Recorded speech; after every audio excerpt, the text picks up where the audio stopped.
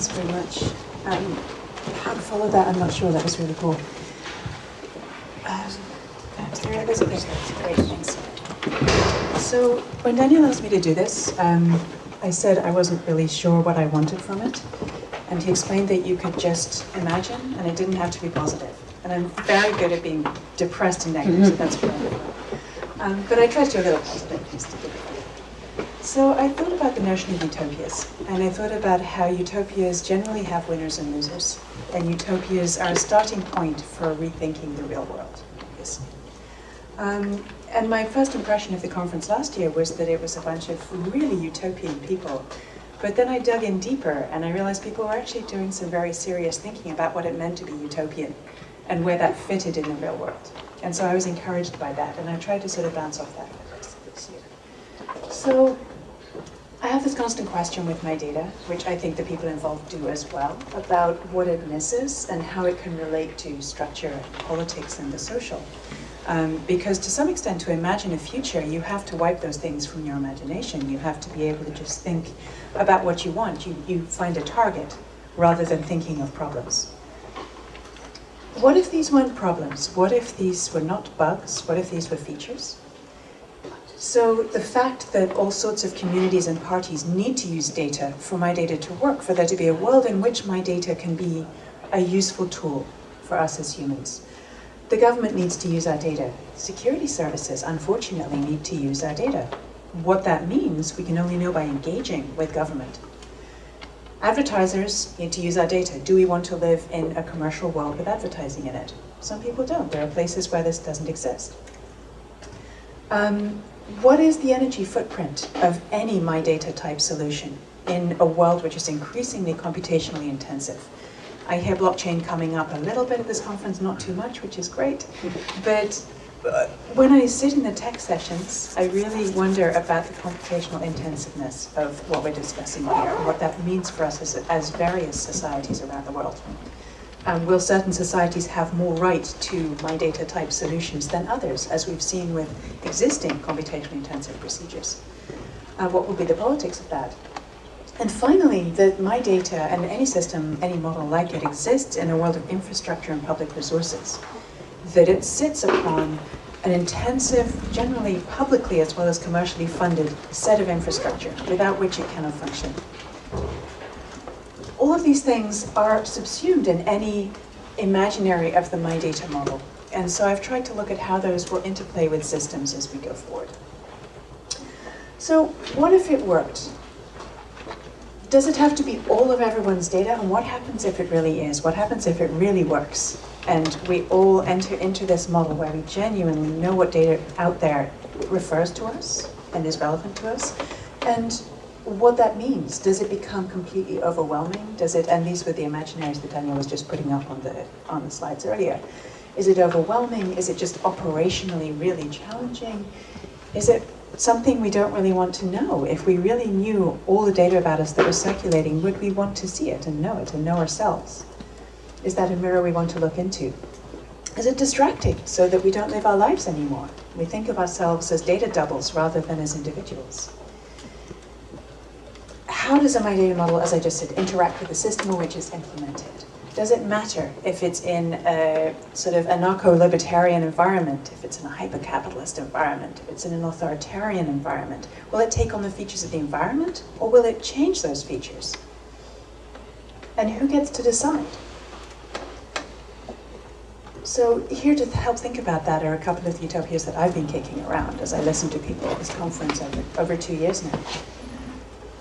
My first question when I first arrived here was, what would happen if this was implemented in the United States? Because that's, for me, the most extreme example of a capitalist environment where data circulates purely for commercial reasons, pretty much, and where government and security data also relates to the way that data is gathered commercially.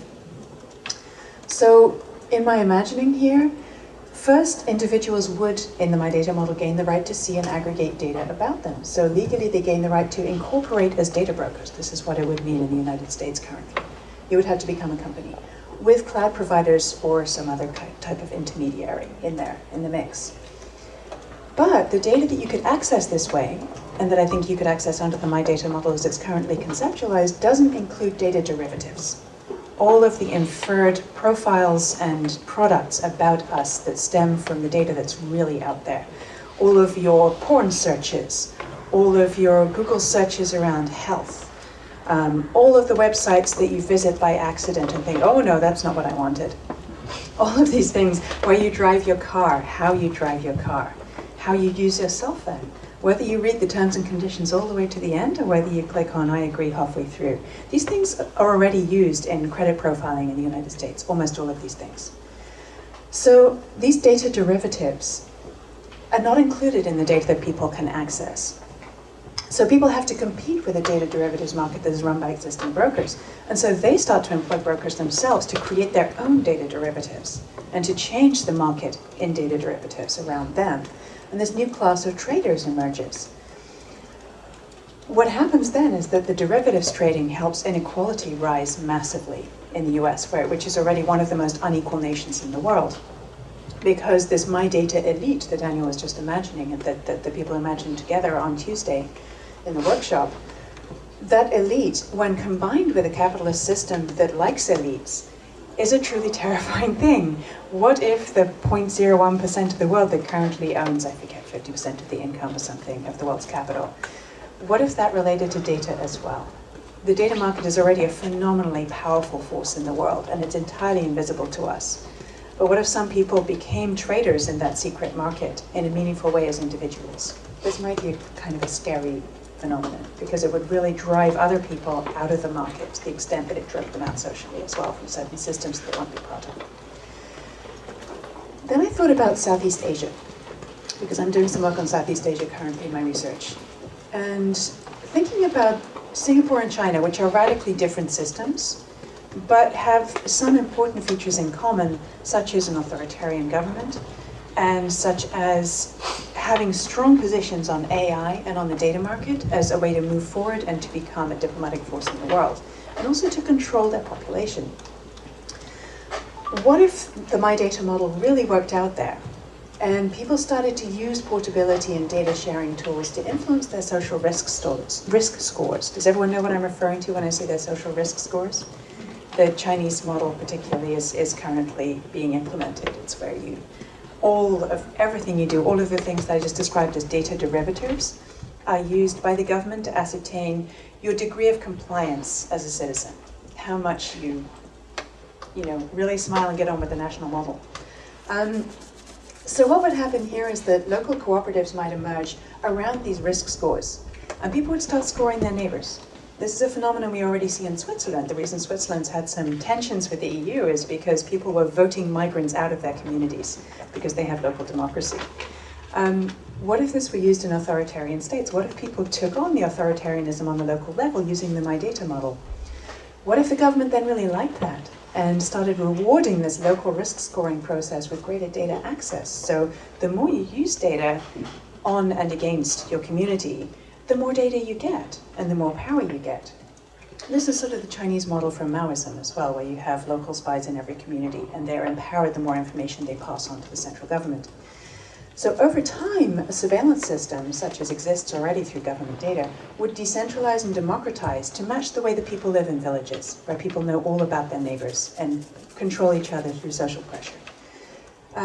People would run censorship, they would create their own local chilling effects, and they would police national identity and local behavior themselves, which would be a wonderful world for those who enjoyed living in this kind of environment. And a lot of people are very strongly in favor of it. And so I have very real questions about what is beneficial. People might actually drive this kind of system because they see benefits, they see security, they see comfort, they see coziness. And so I have all these questions about what does it mean when we put up the words creepy and comfortable on a slide? Who gets to determine what's creepy? What if everybody likes censorship and chilling effects and social control? My final model, well actually my second to last, is MyData in non-state space. Because actually a lot of the stuff that's going on in terms of use cases, people are seeking out non-state, non-regulated space in order to test out the tech that is being developed within the MyData rubric. Somebody said yesterday we aim to use refugees as a test case for X. or it was something around SSI. And any sentence that starts with using refugees, I think, is a little problematic.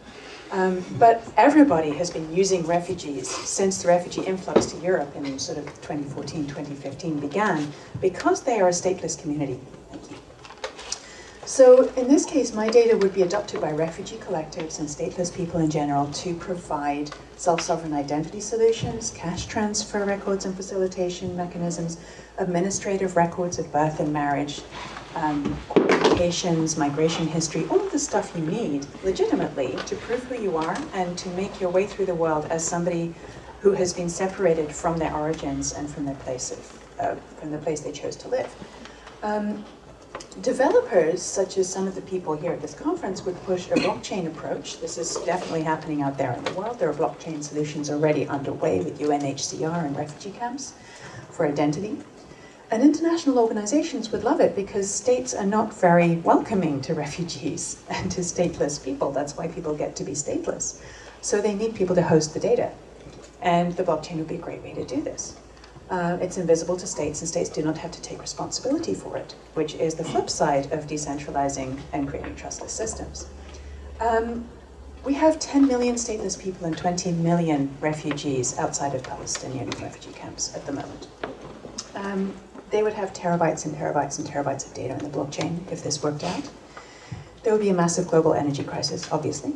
And the other problem is that when people died and their data doubles were not residing in states, they weren't linked to administrative structures, these administrative data doubles would persist in the blockchain or in whatever solution was built for them. They would live forever. So the stateless and refugees would be immortal. It would be impossible to prove that anyone had died. And this would be very interesting. I mean, you could have a death certificate in there, but all of the records would persist and would exist out there, and you would have a blockchain full of ghosts using energy increasingly. And no one would be responsible for it. So finally, to counteract that suggestion, I like the idea of MyData as forgetting. The idea that MyData might provide us a reset button for our lives. I came to think of this because I was studying predictive policing, which is incredibly disturbing in so many ways. What would be ideal would be, instead of predictive policing, to have crime records actually disappear. This would actually counteract a lot of the problems predictive policing is creating. What it's creating is sort of a data religious sense that AI is telling the truth about crime on the part of people who are not themselves at risk of becoming involved in crime. So the communities that are at risk of becoming involved in crime actually deserve possibly forgetting and social services much more than they deserve to be tracked and categorized and sorted by AI and by human services. So what would happen if we reversed it and used MyData to reset criminal histories, the way that people's histories get reset if they commit crimes when they're children? What would happen if we used it as a reset button? The other example, which actually came up yesterday, is that we might want to use information about our genetics selectively, and we might want to have the right to be forgotten by ourselves. That, for instance, if I were liable to get Huntington's disease, I might want to not know that. If I were likely to only live to 46, I might not want to know that. That we should be able to completely reset and wipe from the record any genetic information created about us. Would be a very frightening idea because it would stop the circulation of information that might help others as well. This would create a serious social negotiation about what is the relationship of I to we, the individual to the community, and then the community to the state as well. If we think of MyData as one individual community amongst lots of others who want to benefit from data as well, what would it mean to be able to reset our histories? The questions that come out of this for me is, and I'm going to bring this up later in the closing thing, so I won't say too much about it, but do we want reform or do we want revolution? Or do we want something else when we talk about the kind of transformation that MyData might be able to achieve? How does this relate to power? Evgeny Morozov wrote something which was vague but interesting a couple of days ago, and I recommend that you read it, about data distributivism. Sorry, I spelled it wrong there. The idea that distributing data more broadly, open data, MyData type solutions are inherently morally good. is a problematic one, because it is one system, and it is one amongst a group of systems that we could choose from. And the notion that openness is inherently good, that data innovation is inherently good, is something that we should question if we want to bring it into the real world. He said, unless we can think about distributing power, distributing data becomes meaningless. And so what are the ways of engaging with social systems to create change both on the level of data and of society itself simultaneously? How can we use these to speak to each other becomes the real question. Thank you very much.